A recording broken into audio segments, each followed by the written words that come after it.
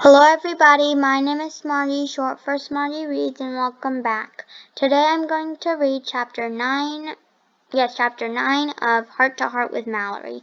It's called A Heart to Heart. Before we begin, make sure you like this video, subscribe and turn on your post notifications so you know when I upload a new video.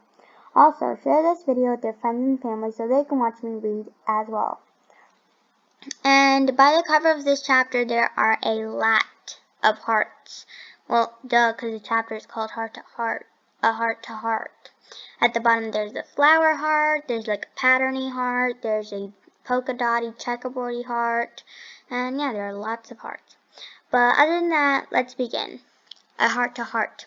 Sunday morning at the Wish Pond with Cheeseburger. Dear Diary, I came to the Wish Pond to write this because Marianne is still asleep and I didn't want to wake her up. Remember I told you that I had 2 more things to tell you? Well, here's thing number 1. Yet last night I had my first heart-to-heart. Do you know what a heart-to-heart is? If you don't feel too bad. I didn't either until last night when Joey said he wanted to have one. It happened at the party while Frank and Colleen were passing out the cake. Joey asked me if he could take my piece to his room. He said he had something he wanted to talk to me about. So we went to his room and sat on his bed.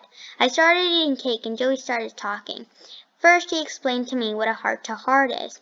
A heart-to-heart is a talk you have with someone when they tell you what is going on in their heart and then you tell them what is going on in yours, he said. Then he told me he used to have these kinds of talks with his mom before she died. I told Joey that made me feel sad thinking about the talks he used to have with his mom. But he told me not to be too sad because the talk he wanted to have with me was a happy talk. So I told him to go ahead and tell me what was on his mind. You haven't exactly been yourself since this whole thing with my dad and Colleen started, he said. I put a big bite of cake in my mouth so I wouldn't have to say why. Joey kept talking. Grandpa told me you might be feeling a little scared now we're going to be a family and that you're worried you might be left out of things. Is he right? I didn't really want to tell Joey that was exactly how I've been feeling, but since Grandpa Winston said it and everybody knows old people are usually right, I nodded my head yes, and I told Joey that's exactly how I've been feeling. Then Joey surprised me. He said he had something that he wanted to tell me and something he wanted to give. I was hoping he would do the give me part first, but he didn't. Here's what he told me. He told me that I wasn't the only one who was feeling scared. He said he was feeling scared about some things too. So I asked him what he was scared about, and he told me. He said he's scared thinking about what it will be like when his dad and Marianne's mom get married and they all live in the same house.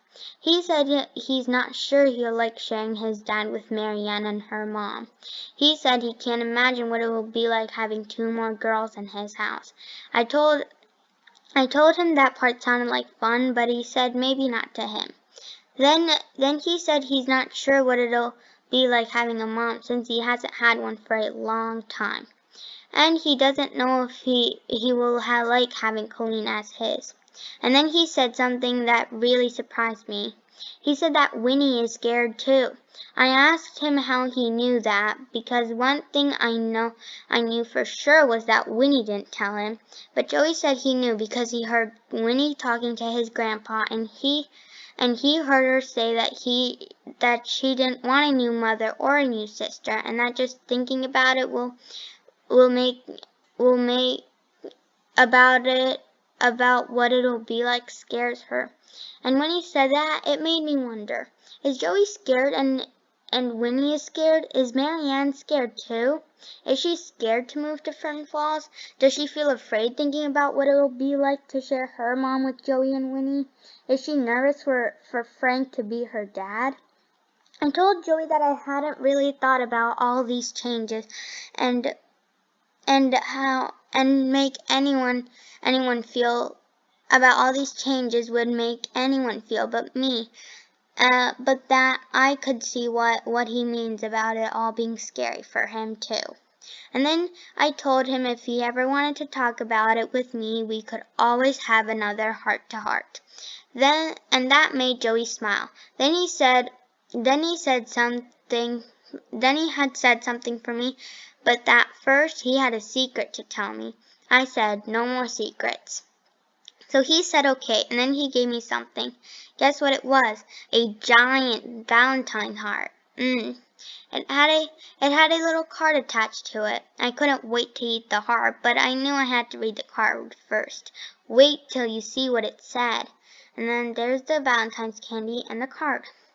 Mallory, I hope you like the candy. Happy Valentine's Day.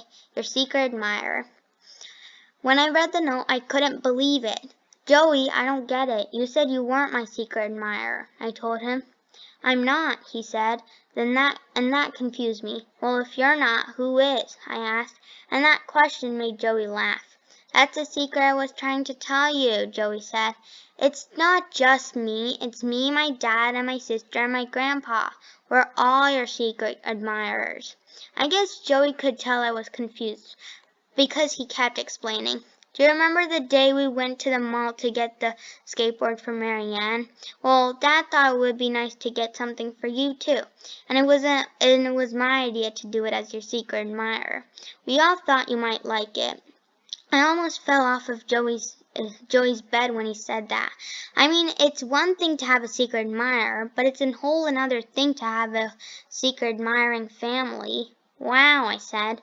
We're not the in love with you type of secret admirer, he said. We're more the friendly cheerer-upper type.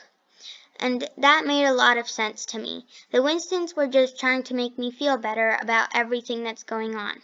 So I thanked Joey and told him that he and his family are very good, friendly, cheerer-upper types of secret admirers. And then there's a heart with Frank, Grandpa, Joey, and Winnie, world's best secret admiring family. Then I told him that I was going to thank the rest of his family. But he said he had one more question to ask me before I left. He asked me if he could take a bite of my chocolate heart. But I told him he'd have to get his own chocolate heart. That one was from my secret admirer. Love, Mallory. That's the end of that chapter. I'll see you next time when I read Girl Talk. Bye, everyone.